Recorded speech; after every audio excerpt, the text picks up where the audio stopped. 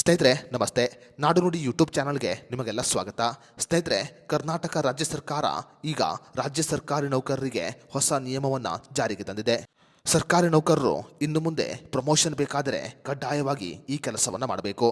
ಈ ಪರೀಕ್ಷೆಯನ್ನ ಪಾಸ್ ಮಾಡಿದರೆ ಮಾತ್ರ ಇನ್ನು ಮುಂದೆ ಸರ್ಕಾರಿ ನೌಕರರು ಪ್ರಮೋಷನ್ ಪಡೆದುಕೊಳ್ಳಬಹುದಾಗಿದೆ. ಹಾಗಾದರೆ ಕರ್ನಾಟಕ ರಾಜ್ಯ ಸರ್ಕಾರ ಸರ್ಕಾರಿ ನೌಕರರಿಗೆ ಜಾರಿಗೆ ತಂದಿರುವ ಹೊಸ ನಿಯಮ ಏನು ಅನ್ನೋದರ ಬಗ್ಗೆ ಸಂಪೂರ್ಣ ಮಾಹಿತಿಯನ್ನ ಈ ವಿಡಿಯೋದಲ್ಲಿ ನಾವು ನಿಮಗೆ ತಿಳಿಸಿಕೊಡ್ತೀವಿ. ವಿಡಿಯೋ ತುಂಬಾ ಇನ್ಫಾರ್ಮೇಟಿವ್ ಆಗಿದೆ, ಎಲ್ಲೂ ಸ್ಕಿಪ್ ಮಾಡದೆ ನೋಡಿ. ಸ್ನೇಹಿತರೆ, ರಾಜ್ಯ ಸರ್ಕಾರದ ಹೊಸ ನಿಯಮದ ಪ್ರಕಾರ ಇನ್ನು ಮುಂದೆ ಸರ್ಕಾರಿ ನೌಕರರು ಪ್ರಮೋಷನ್ ಪಡೆದುಕೊಳ್ಳಬೇಕಾದರೆ ವೃತ್ತಿ ತರಬೇತಿಯನ್ನ ಕಡ್ಡಾಯವಾಗಿ ಪಡೆದುಕೊಳ್ಳಬೇಕು. ವೃತ್ತಿ ತರಬೇತಿ ಇಲ್ಲದೇ ಇದ್ದರೆ ಅವರಿಗೆ ಪ್ರಮೋಷನ್ ಕೊಡಲಾಗುವುದಿಲ್ಲ ಅಂತ ರಾಜ್ಯ ಸರ್ಕಾರ ಈಗ ಆದೇಶವನ್ನು ಹೊರಡಿಸಿದೆ. ರಾಜ್ಯ ಸರ್ಕಾರದ ಆದೇಶದ ಪ್ರಕಾರ ಸರ್ಕಾರಿ ನೌಕರರು ಹಾಗೂ ಅಧಿಕಾರಿಗಳು ಮುಂಬಡ್ತಿಯನ್ನು ಹೊಂದಲು ಹುದ್ದೆಗೆ ಅಗತ್ಯವಾದ ತರಬೇತಿಯನ್ನು ಪಡೆದುಕೊಳ್ಳುವುದು ಕಡ್ಡಾಯವಾಗಿದೆ.